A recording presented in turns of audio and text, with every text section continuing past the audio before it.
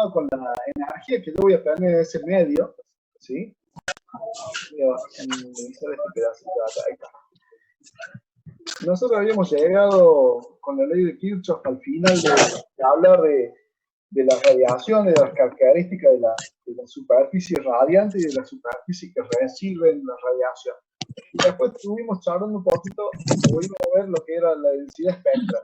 La densidad espectral está relacionada con la cantidad de energía que yo voy a tener en función del volumen, pero en función del espectro. ¿Qué quiere decir en función del espectro? Quiere decir que va a estar relacionado con un ancho de banda, o con un ancho o un intervalo de ondas que me van a llegar. Deme un segundo que voy a tratar de minimizar el ruido. Pueden minimizar un poquito los micrófonos, ponerlo en mute. Pueden usarlo después cuando quieran hacer una pregunta, pero por ahora manténgalo un poquito en silencio para que me sea más fácil transmitirle la mentira que estoy por decir.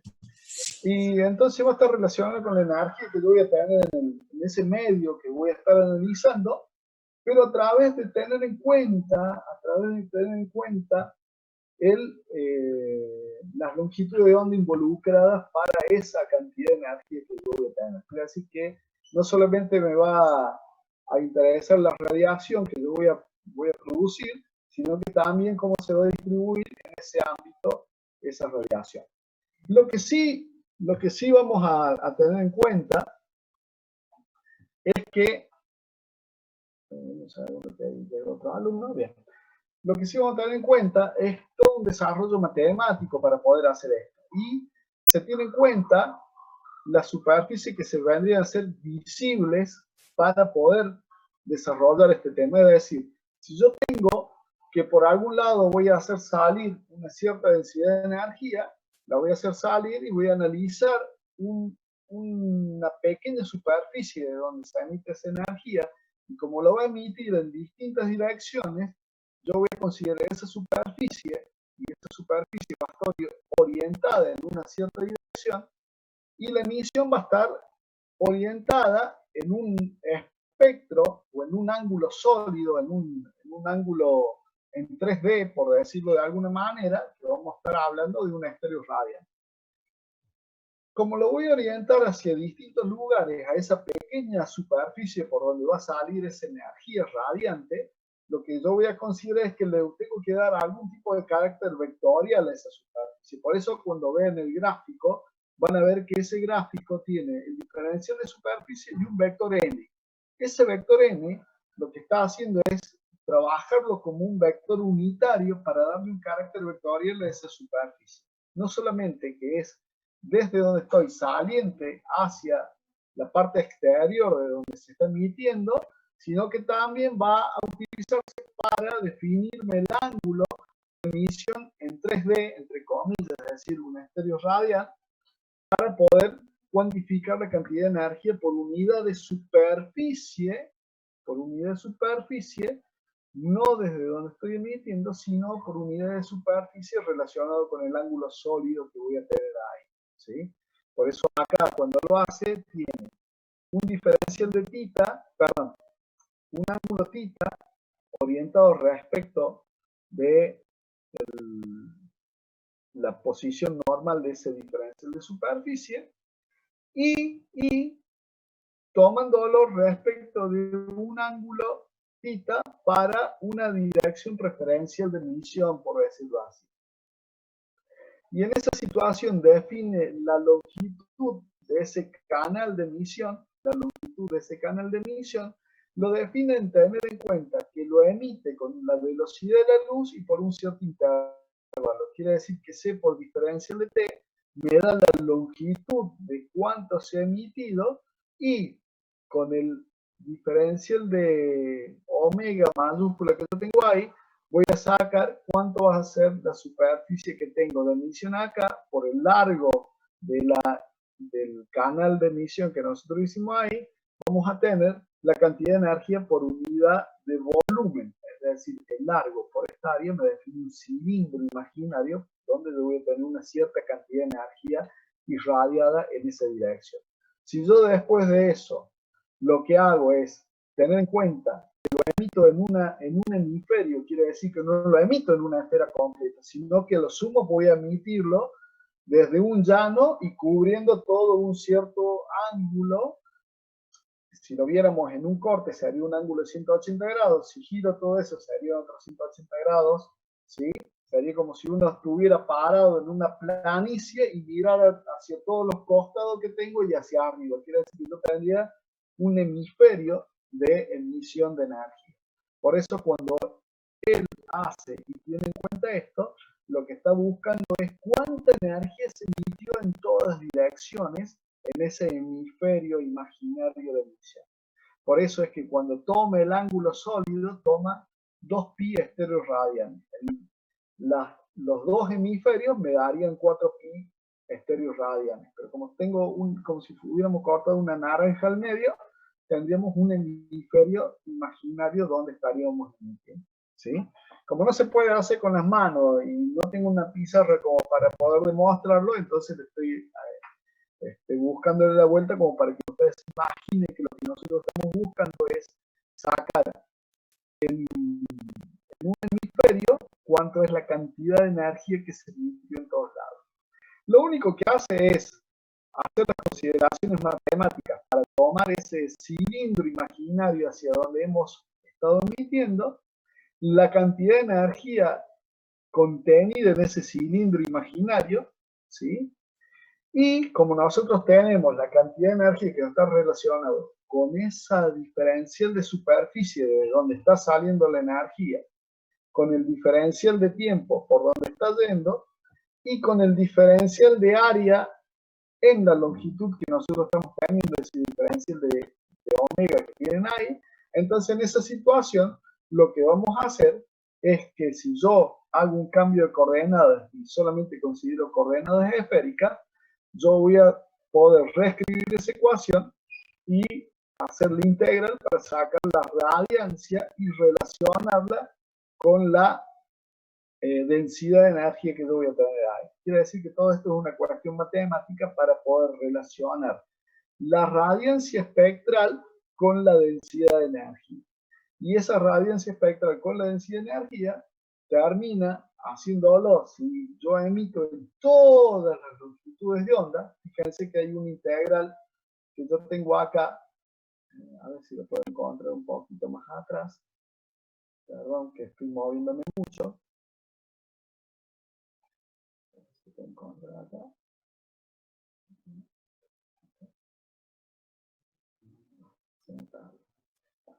En esta integral que tengo acá, que cuando hago la densidad de energía lo hago desde 0 hasta infinito de quién, de las longitudes de onda que yo tengo. Quiere decir que yo lo voy a tomar a esto teniendo en cuenta que el que emite en todas las longitudes de onda. Si el que emite en todas las longitudes de onda, vamos a considerar como que es un emisor perfecto. ¿Por qué? Porque no tiene emisiones de un cuerpo que no es perfecto. El cuerpo que emite en todas las longitudes de onda va a ser el cuerpo negro. Por eso es que cuando vienen acá abajo, solamente le quedan consideraciones de tipo geométricas, solamente le quedan consideraciones de tipo geométricas, es decir, el diferencial de energía por el diferencial de superficie de salida es este diferencial de S, por el diferencial de tiempo, está sacando la potencia, si es vatios por diferencial de tiempo, es la potencia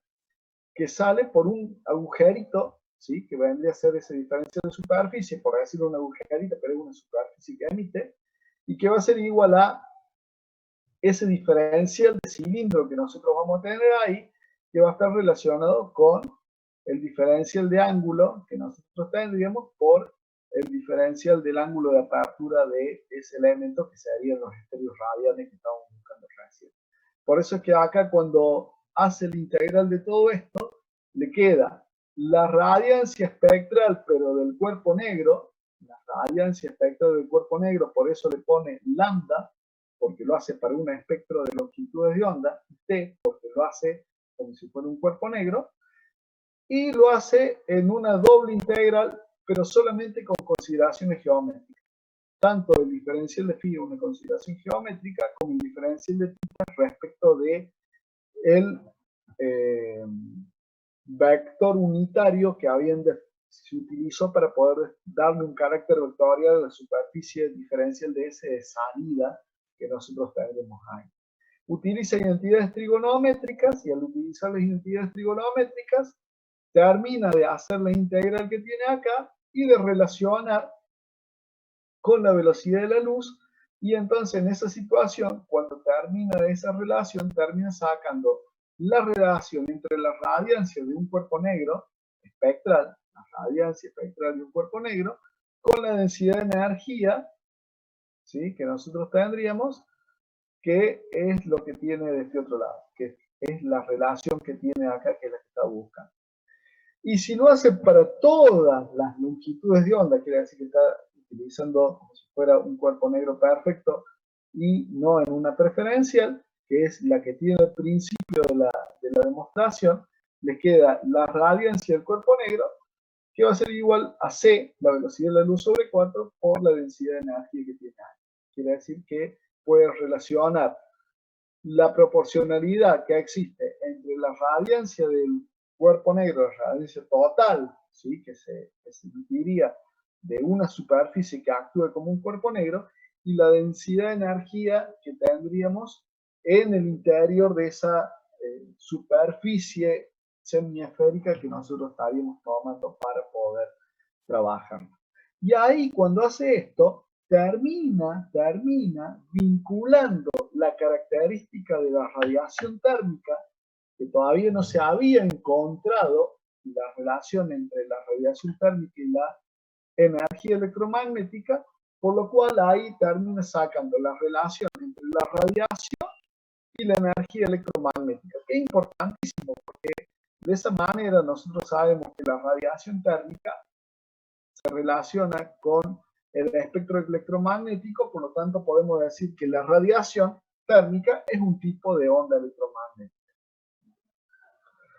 Eso le da a Stefan Boltzmann la posibilidad de relacionar la cantidad de energía que se emite a través de la temperatura y en función de poder realizar una relación entre lo empírico que habían hecho Lummer y Prinzheim, ¿sí?, en 1899, ¿sí?, habían sacado las curvas de radiación espectral de un cuerpo negro en función de la longitud de onda, y obviamente tomando como parámetro la temperatura. Y a distintas temperaturas iban a ir teniendo, para distintas longitudes de onda, iban a ir teniendo distintas energías radiantes.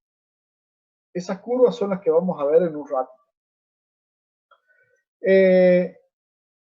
Stefan Boltzmann no es que se llama Stefan y el apellido es Boltzmann, sino que son dos científicos distintos, en los cuales nosotros, cuando vemos esto, Stefan se basa en las mediciones que hicieron Lummer y Prinzheim, ¿sí?, y saca una relación en la cual determina la radiancia total emitida por un cuerpo negro y lo relaciona con la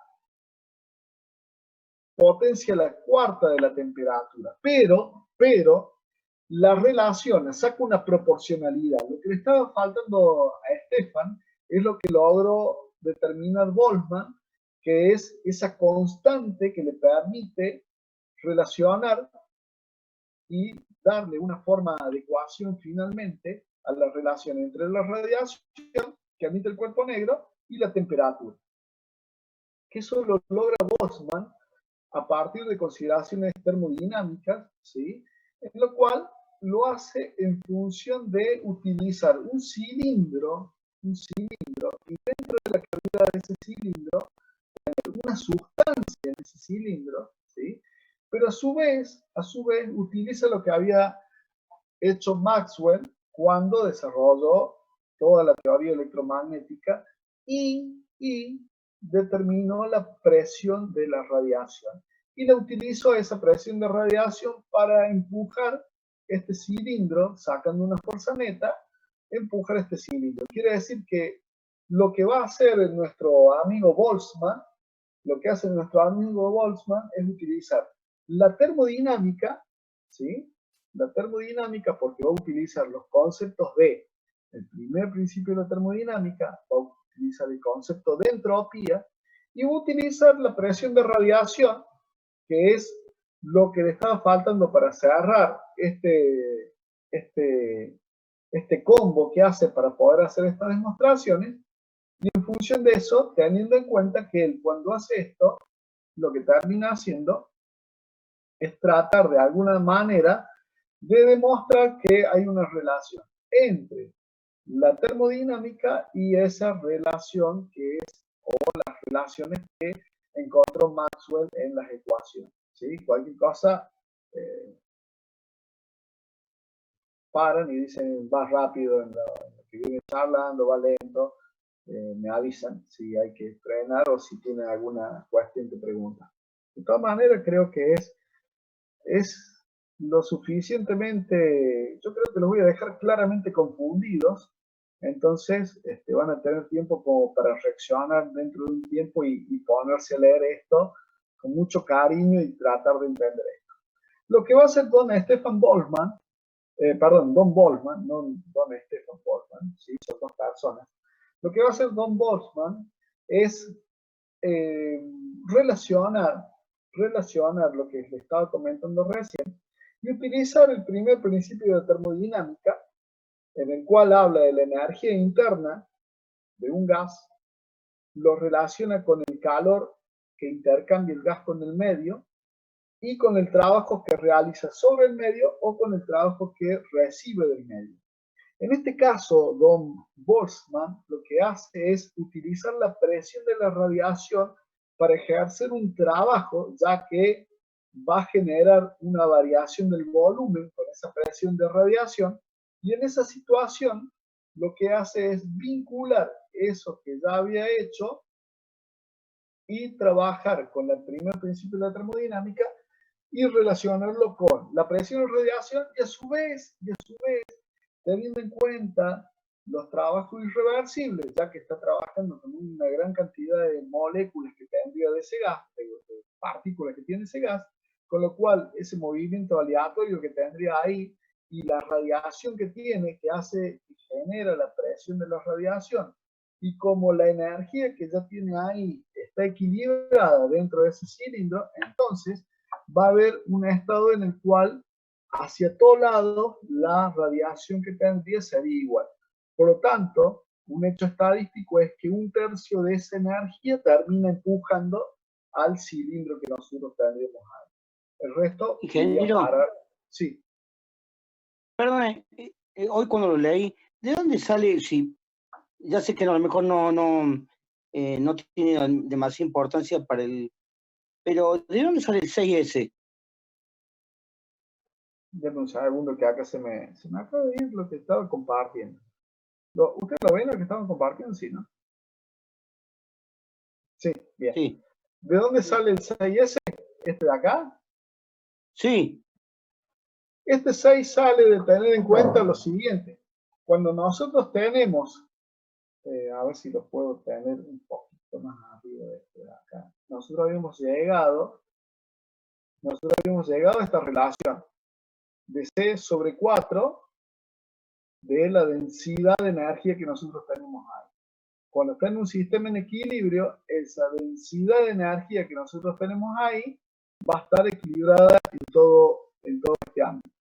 En todo ese ámbito, cuando nosotros tenemos esa densidad de energía, lo que nos está diciendo es que podemos aplicar nuestro vector de Poynting.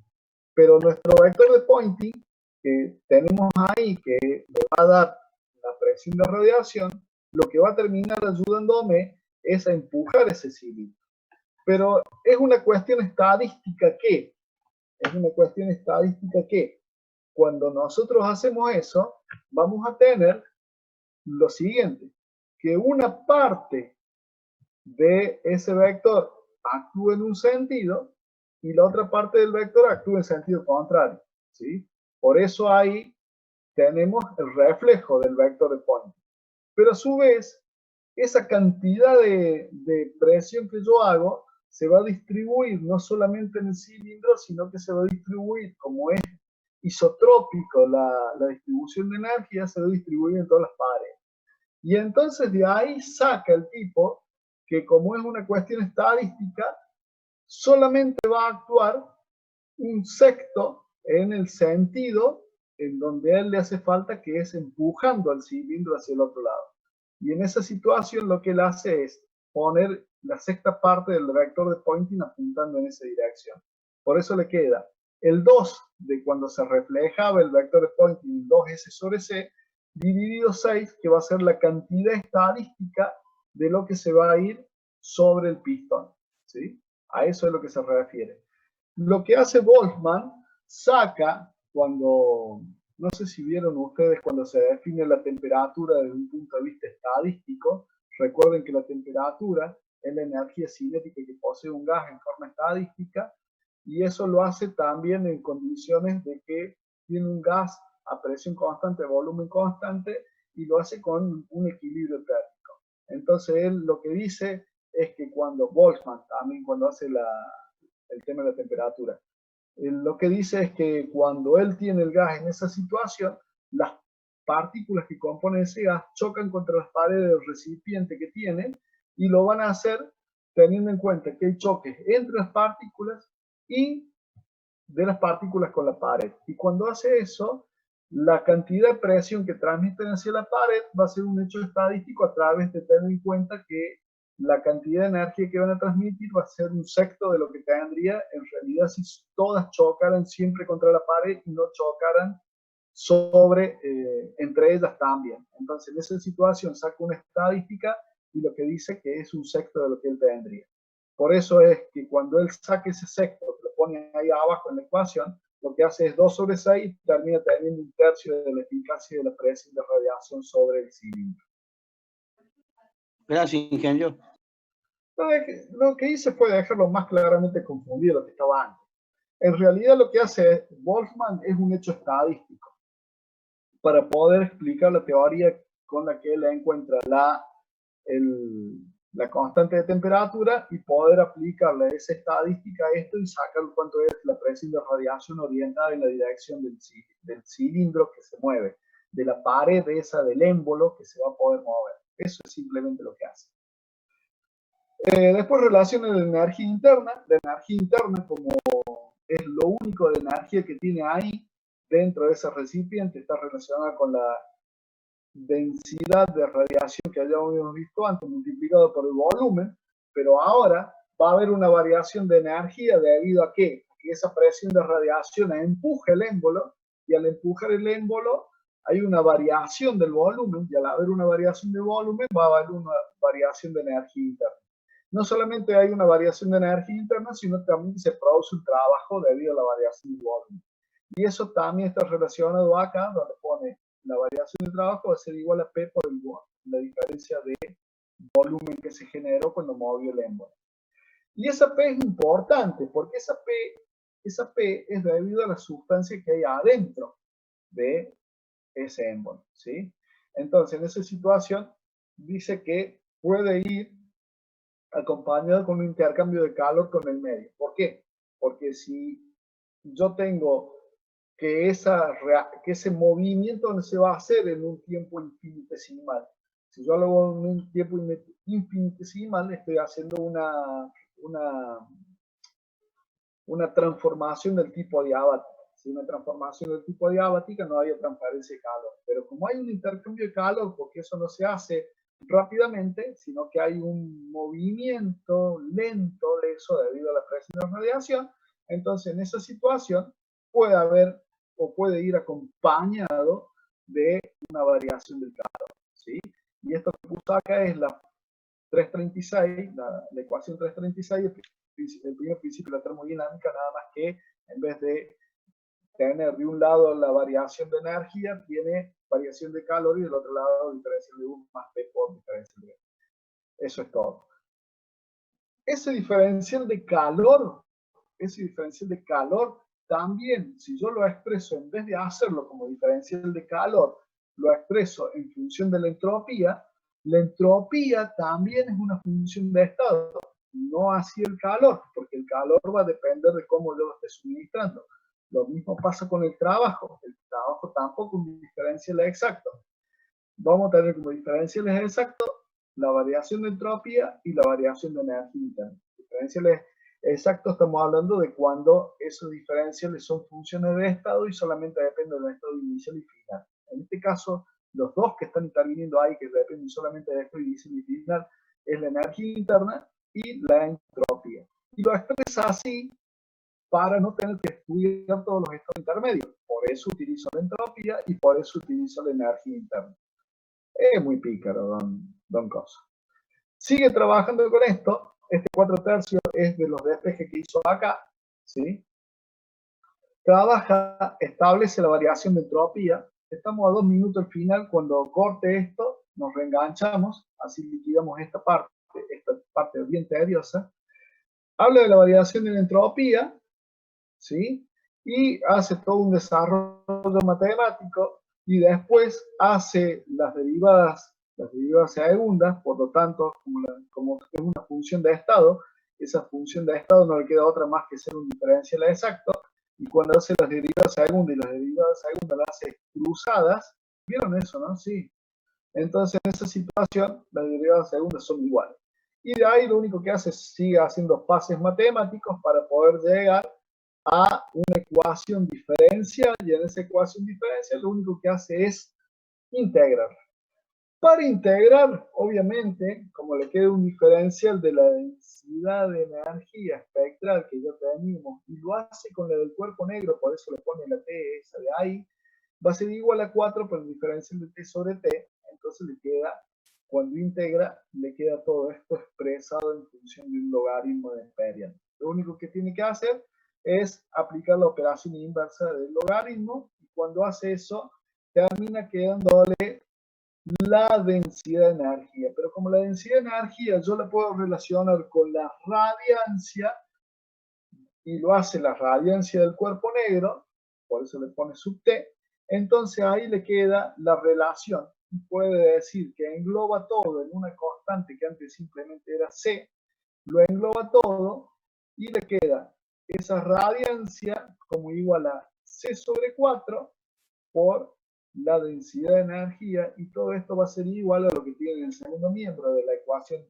345, y todo eso es C sobre 4 por el sigma prima, ¿sí? Que tiene ahí, y lo engloba todo eso en una sola cosa, que es la constante universal, determinada constante de Stefan-Boltzmann, ¿sí?